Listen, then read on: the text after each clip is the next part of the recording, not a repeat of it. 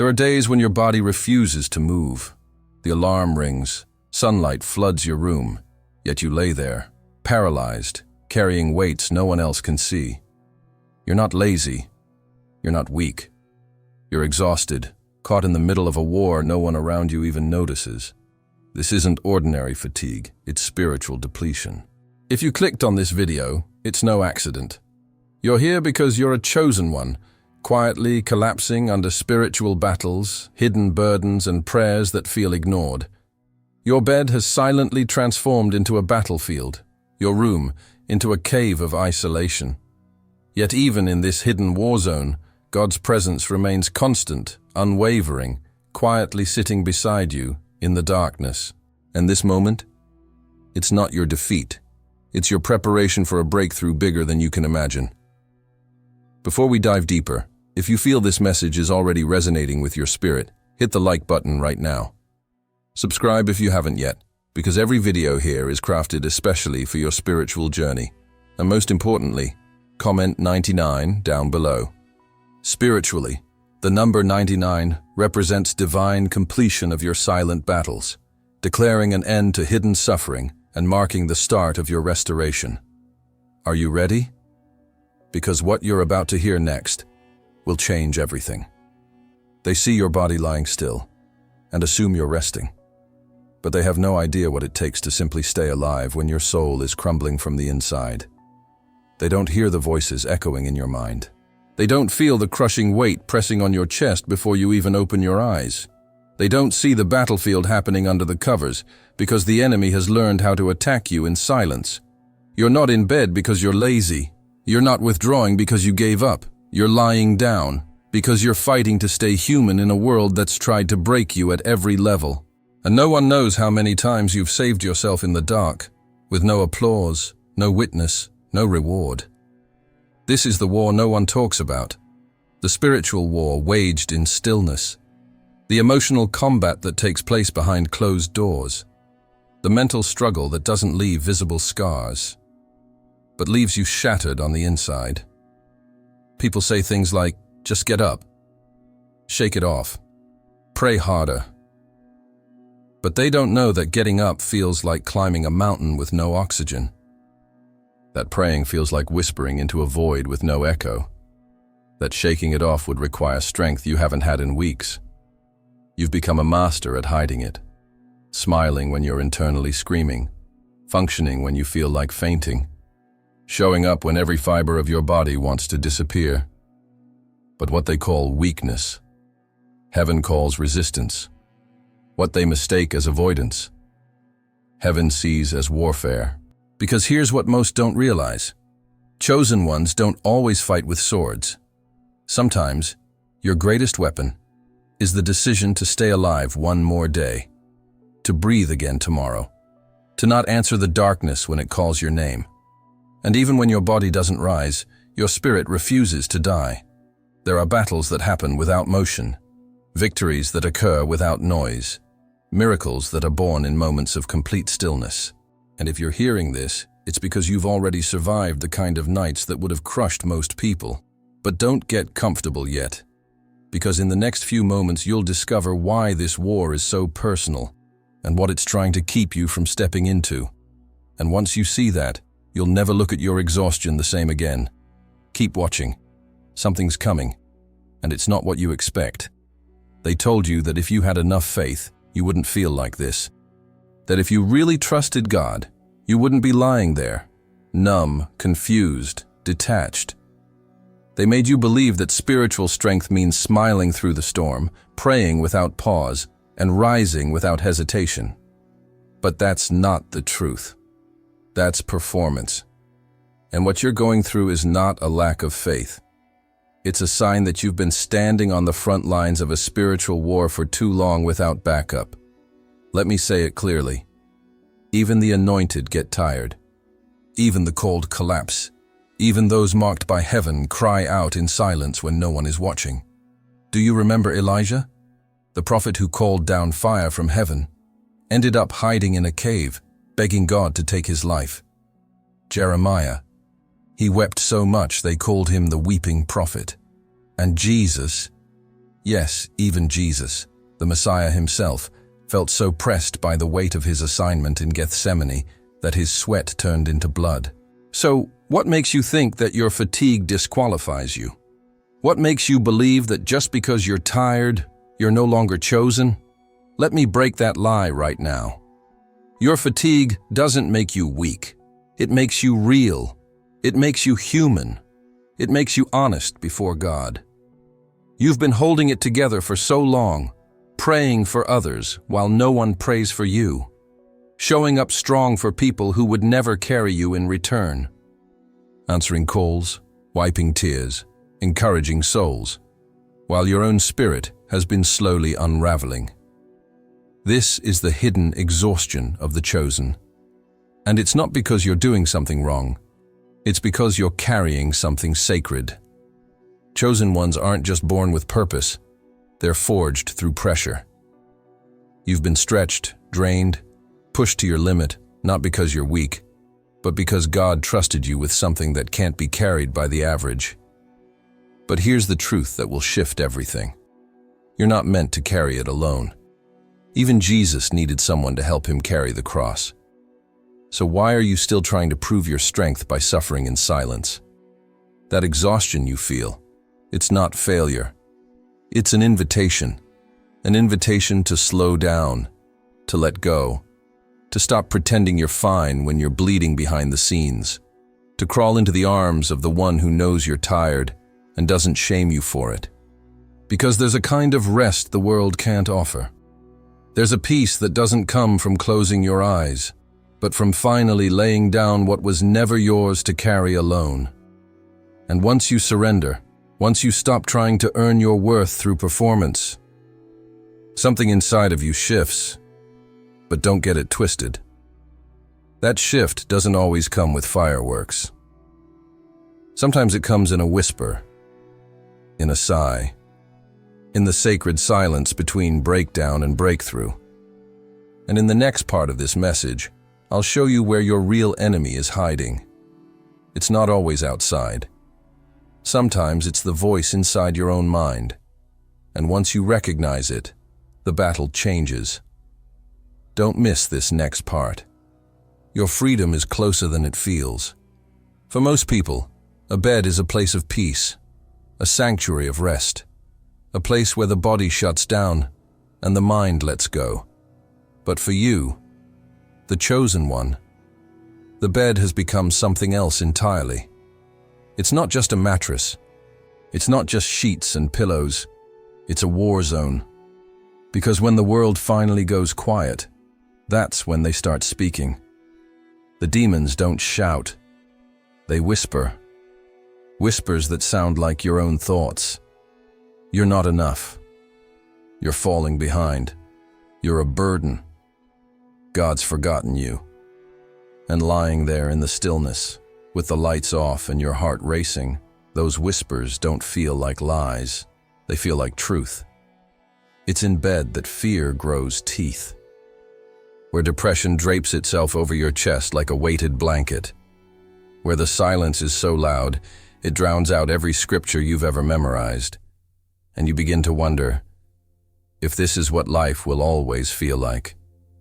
Your bed, which should be a place of recovery, becomes a cage, and every time you try to rise, those invisible chains tighten, pulling you back into that same spiral. But here's what no one else sees. You're not just lying there. You're fighting. Not against flesh and blood, but against spirits of discouragement, hopelessness, and spiritual sabotage. You are not resting. You are resisting. And while the enemy uses the bed to torment you in your most vulnerable state, what he didn't count on was God meeting you there too. Yes, God, the same God who split seas and raised the dead.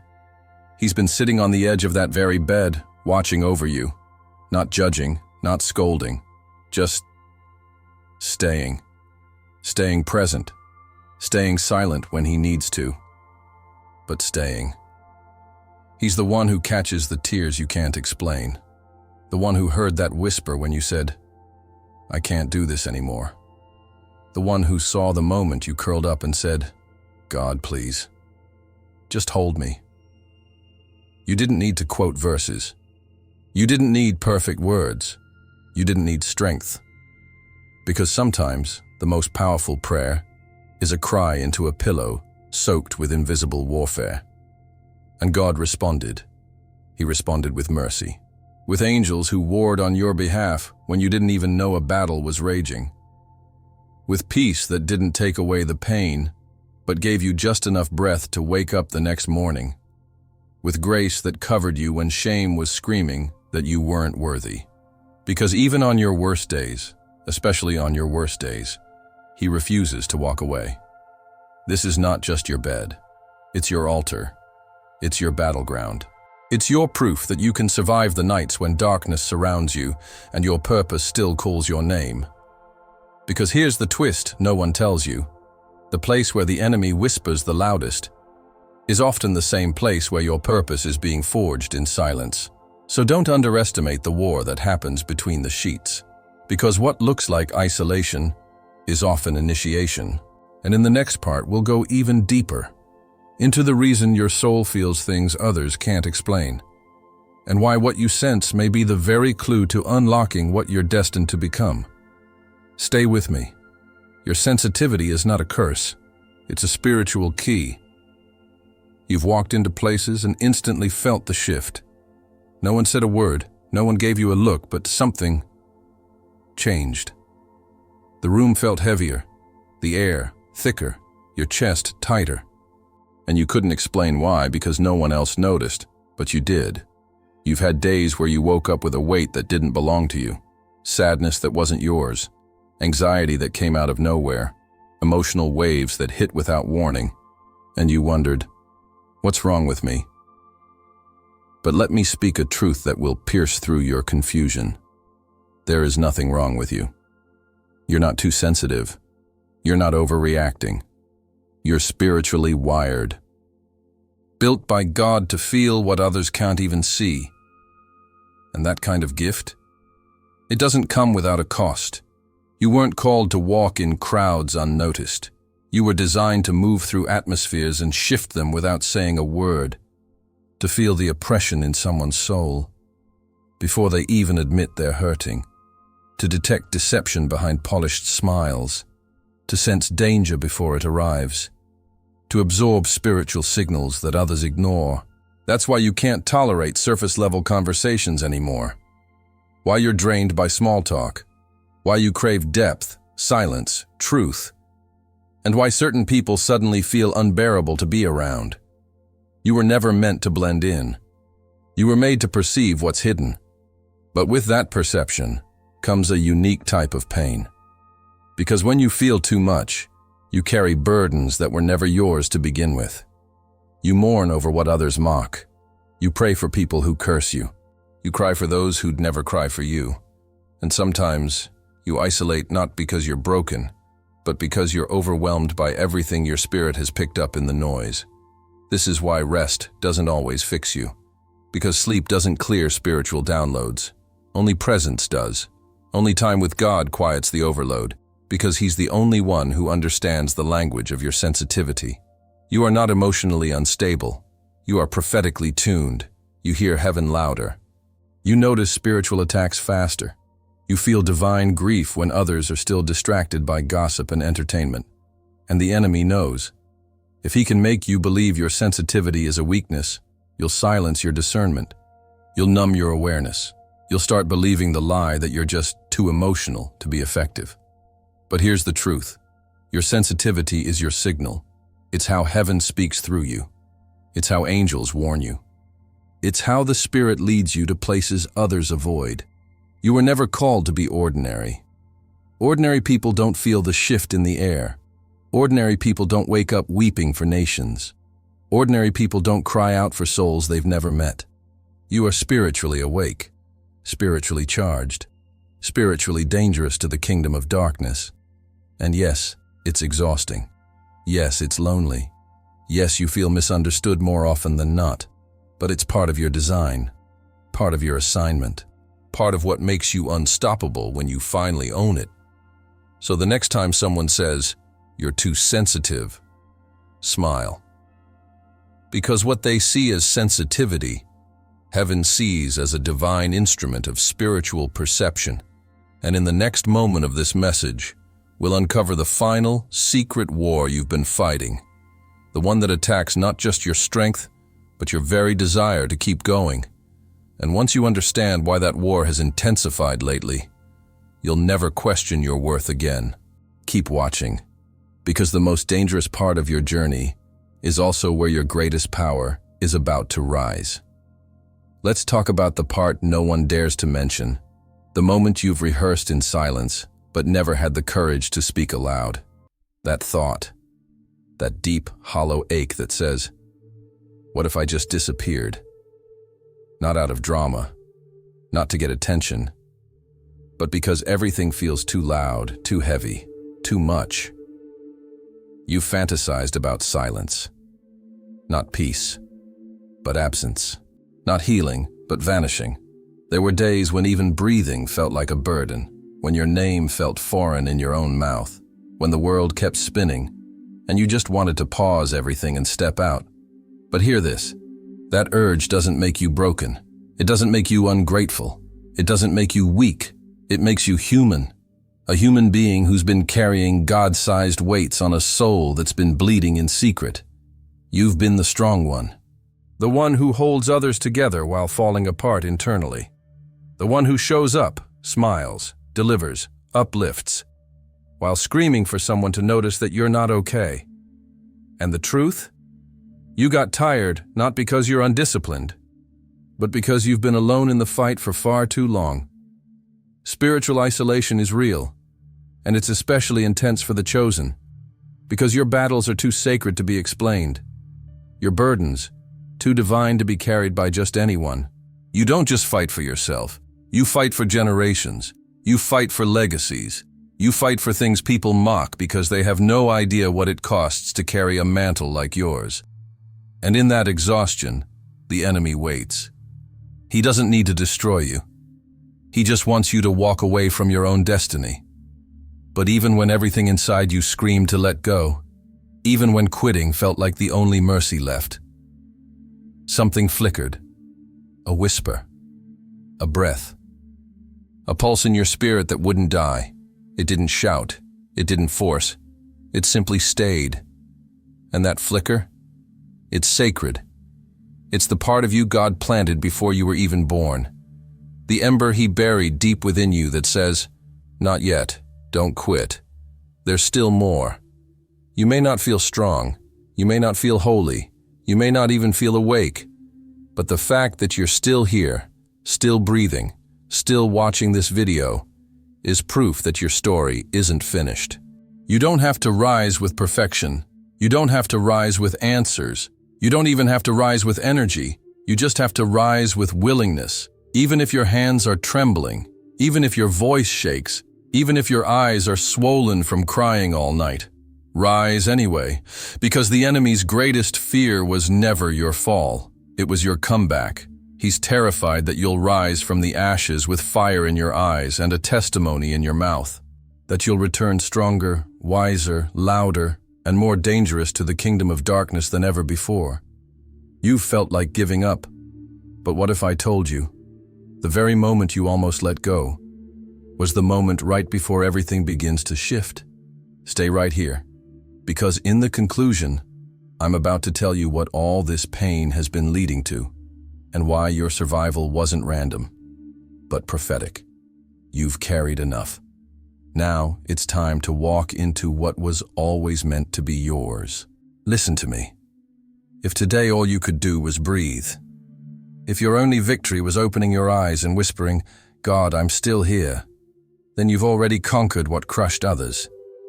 Heaven saw it, hell feared it, and the earth felt it. Because when a chosen one rises, even in silence, even in slow motion, something in the spirit realm shifts. You didn't survive this long to go unnoticed. You weren't carried through hell just to go back to hiding. That bed wasn't your prison.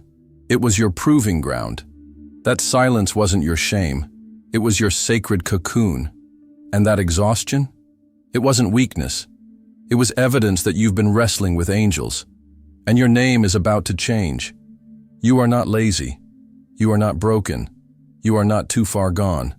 You are becoming the version of you that darkness tried to kill. Becoming the voice you once needed to hear. Becoming the light that cracks open rooms full of despair. Every tear was a seed. Every silence, a sentence in your testimony. Every breakdown, a blueprint for your rise. So when you stand up, even if you stagger, you are fulfilling prophecy. You are activating power. You are walking in resurrection. God never left you in that bed. He sat beside you. He fought for you. He waited with you. And now, He's rising with you. So rise, chosen one. Not because you're ready, but because you're called. Not because you feel strong, but because your assignment can't wait anymore. Even if you rise in pieces, you are still rising with power.